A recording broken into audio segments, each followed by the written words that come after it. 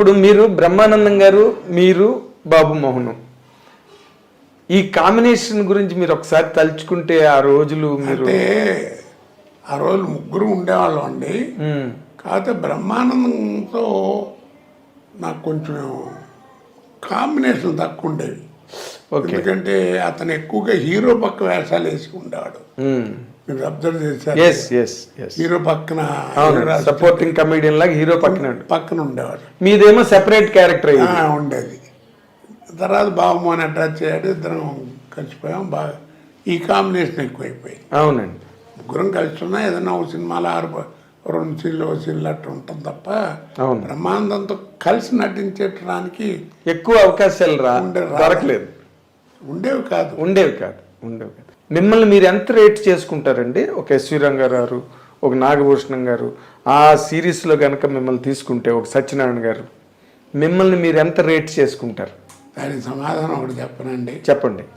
ఓ రోజు చాలా టైర్ అయిపోయానండి. ఆ రోజు బాగా ఒళ్ళంతా అలసిపోయినట్టు అయిపోయింది.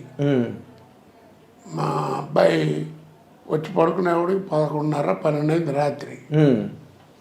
ఈ రూమ్లోనే ఇక్కడే నేను ఇట్లా కూర్చున్నాను, వాడు అట్లా కూర్చున్నాడు.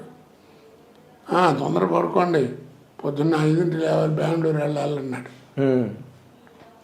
ఏంట్రా మరి ఇవాళ ఏంటో బద్ధకంగా ఉందిరా, 2 గంటల నా నిద్ర లేకున్నట్టు చేస్తావు, ఫ్లైట్ అంటే 2-3 గంటల ముందు లేవాలి, ఎలా రా అబ్బాయి అనుకుంటున్నా అని అన్నా. అసలు మీ గురించి మీరు ఏమనుకుంటున్నారన్నాడు. నాకేం తెలియదురా అన్న. అదే మీ సక్సెస్ అన్నాడు. ఓకే, మీ గురించి మీకేం తెలియకపోవడమే మీ సక్సెస్ అన్నాడు. అది మీ దానికి సమాధానం. అదే మీరు చాలా తెలివితేటలుగా చెప్పారు దీన్ని. అది మంచి సందర్భమే అన్డౌటెడ్గా. ఎందుకంటే నేను మిమ్మల్ని బాగా, మీ కాంబినేషన్స్ అన్ని నేను బాగా ఫాలో అయినవాడిని. మీరు, బ్రహ్మానందం గారు, బాబు మోహన్ గారు, అందరినీ, ఈవి సత్యనారాయణ గారు రావడం, మళ్ళీ ఆయన కెరీర్ కూడా జారడం లాస్ట్ డేస్లో, ఇవన్నీ చూశాను నేను.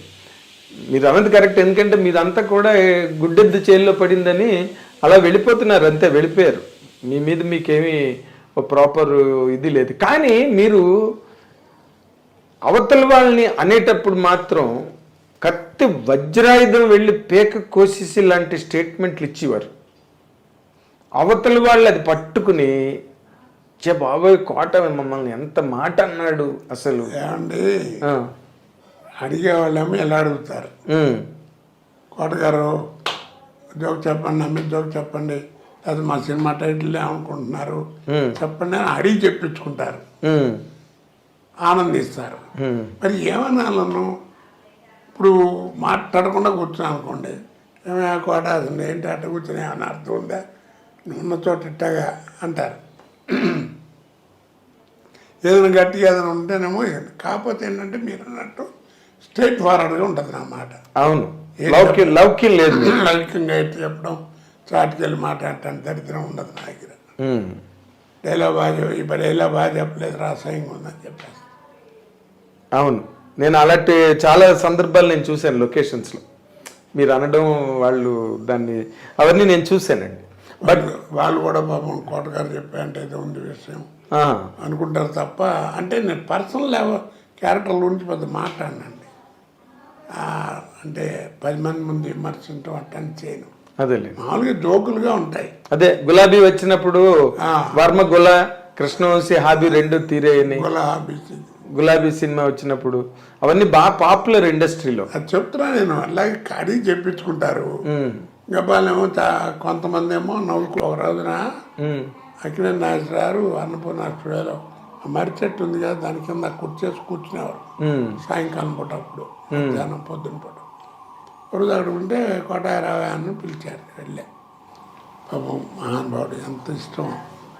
ఇద్దరు అని సినిమా ఒకటి రిలీజ్ అయింది.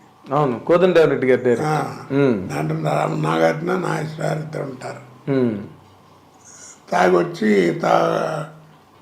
మాట్లాడితే నాగేశ్వరరావు తాగుడు, నీకేం తెలుసు తాగుడు గురించి అని క్లాస్ పెడతాడు. అలా ఇంట్లో తల్లిదండ్రులు ఒరిజినల్ మాట్లాడుకున్నట్టు ఉంటాయి. ఆ సినిమా గురించి ఏంటి అనే ఉద్దేశం అన్నాడు. దాంట్లో నేను వెళ్ళను,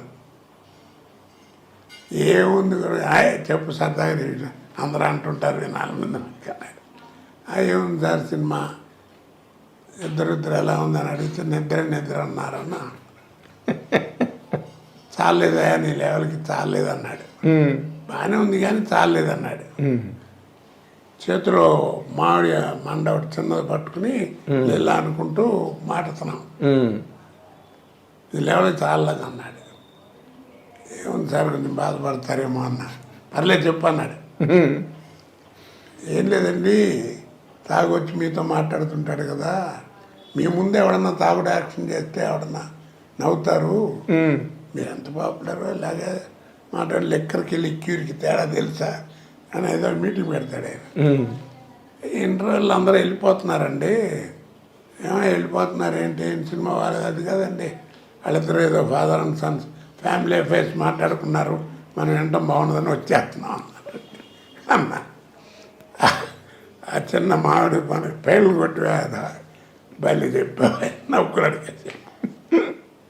అలాగే చిరంజీవి గారు కూడా అలాగే ఎందుకంటే చెప్పేది, నాగేశ్వరరావు ఒక ఫంక్షన్లో బ్రహ్మానందం గారు కూడా ఉన్నారు. బ్రహ్మానందం గారు ఫంక్షన్ అది, ఆయనకి అభినందన లేదు. నాగేశ్వరరావు పెద్ద ఆయన చీఫ్ గెస్ట్ ఏదో మాట్లాడుతున్నా, ఎప్పుడు వెళ్ళలేదు. నాకు పద్మశ్రీ వచ్చినంత ఆనందం వేసింది ఆ రోజు, ఇప్పుడు కొన్నేళ్ల క్రితం. ఇక కోట గురించి ఏం చెప్తాం, బ్రహ్మానందం గారి గురించి కస్తూరి శివరాజు నుంచి అందరితో చూశాను, బ్రహ్మానందం గారి దాకా అని ఆయన బ్రహ్మానందం గురించి మంచిగా చెప్పడం మొదలెట్టాడు. అయిపోయిన తర్వాత పక్కనే ఉన్నాడు, ఈ కోట గురించి ఏం చెప్పాలి, ఒకటే ఒక మాట అండి, నో రీప్లేస్మెంట్ ఫర్ హిమ్ అన్నాడు. అంతకంటే ఏం కావాలి చెప్పండి.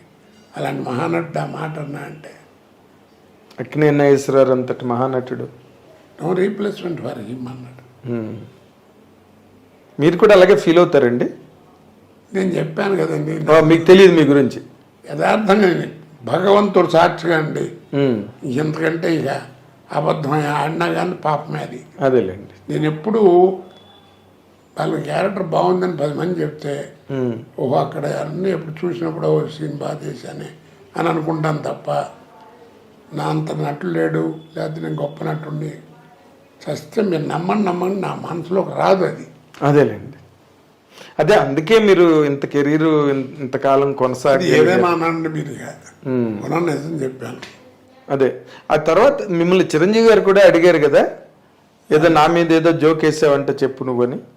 ఆయన మీద ఏం జోక్ స్టోర్పురం పోలీస్ స్టేషన్ మీద, అదే 2 వరస్ట్పురం పోలీస్ స్టేషన్ అన్నాను. అది కేఎస్ రామారావుతోనే అన్నాను. ఆయన కూడా దాకా ఇద్దరు ఉన్నాను విన్నారు.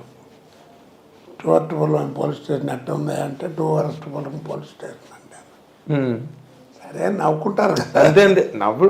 ఇప్పుడు ధైర్యం కూడా ఉండాలి ఆ మాట చెప్పడానికి. అలా చెప్పాలనే ధైర్యం ఉంది కదా అనేటువంటి మెంటాలిటీ అయితే మనం ఏం మాడుతున్నాం అవతలవాడికి తెలుసు.